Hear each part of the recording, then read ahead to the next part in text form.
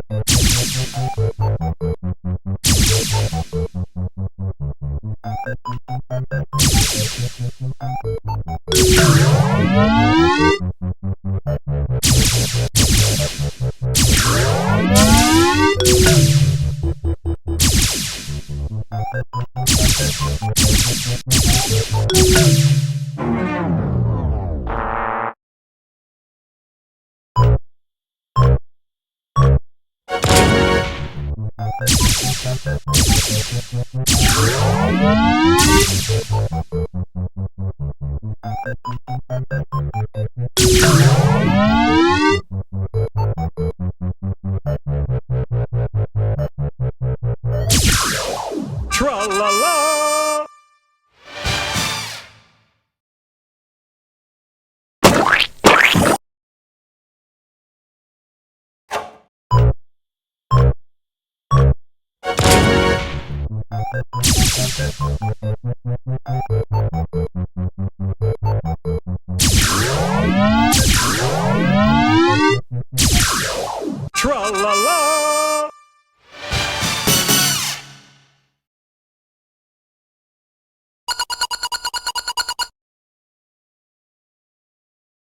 Tra-la-la!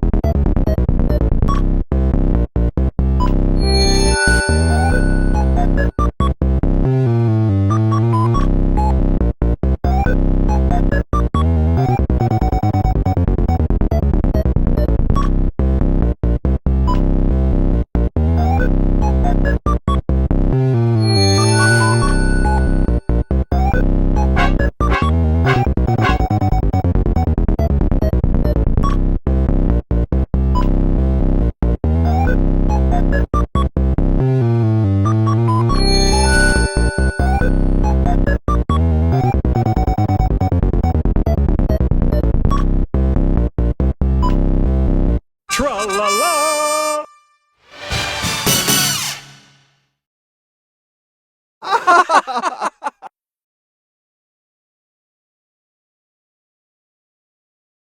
Tra-la-la!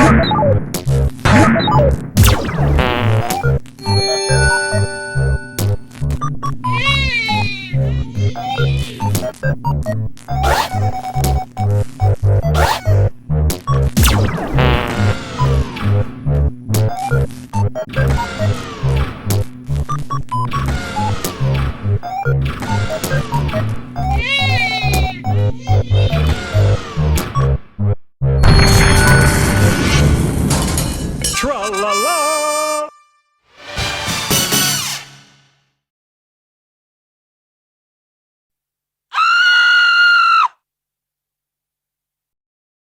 Tra-la-la! Chapter 1, George and Harold. Meet George Beard and Harold Hutchins.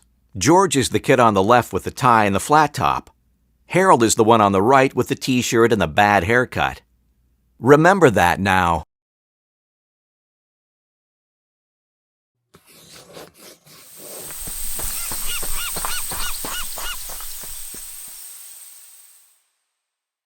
George and Harold were best friends. They had a lot in common.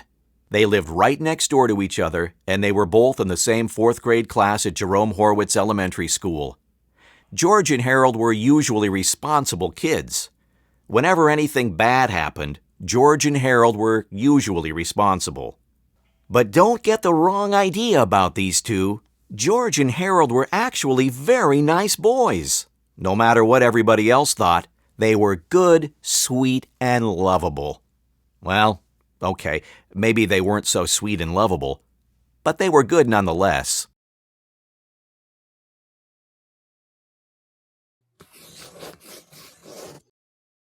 It's just that George and Harold each had a silly streak a mile long. Usually that silly streak was hard to control. Sometimes it got them into trouble. And once it got them into big, big trouble.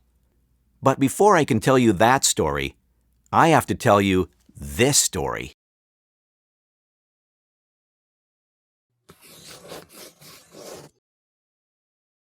Chapter 2, Treehouse Comics, Inc. After a hard day of cracking jokes, pulling pranks, and causing mayhem at school, George and Harold liked to rush to the old treehouse in George's backyard. Inside the treehouse were two big old fluffy chairs, a table, a cupboard crammed with junk food, and a padlock crate filled with pencils, pens, and stacks of paper.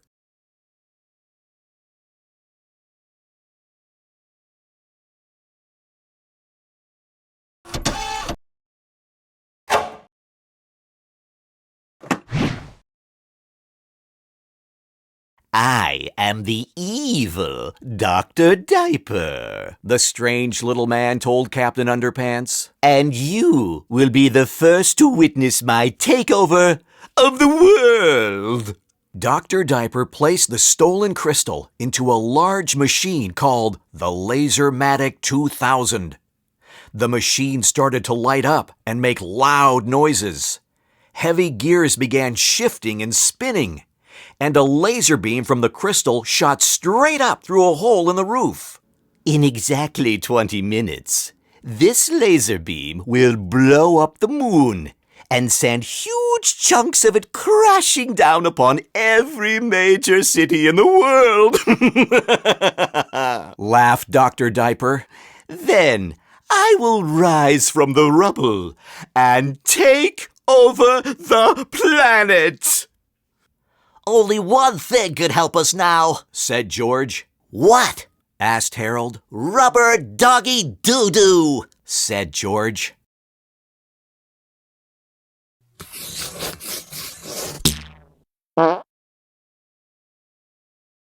Harold took the fake doggy doo-doo and a slingshot from George's backpack and handed them to him. "Be careful," said Harold. "The fate of the entire planet is in your hands." With careful and precise aim, George shot the rubber doo-doo through the air and across the room. It landed with a plop, right at the feet of Dr. Diaper. Yes! Whispered George and Harold. Dr. Diaper looked down at the doo-doo between his feet and turned bright red. Oh, dear me, he cried. I'm dreadfully embarrassed. Please excuse me.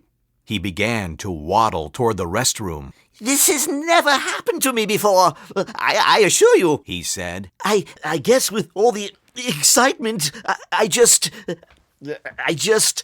oh dear. Oh dear.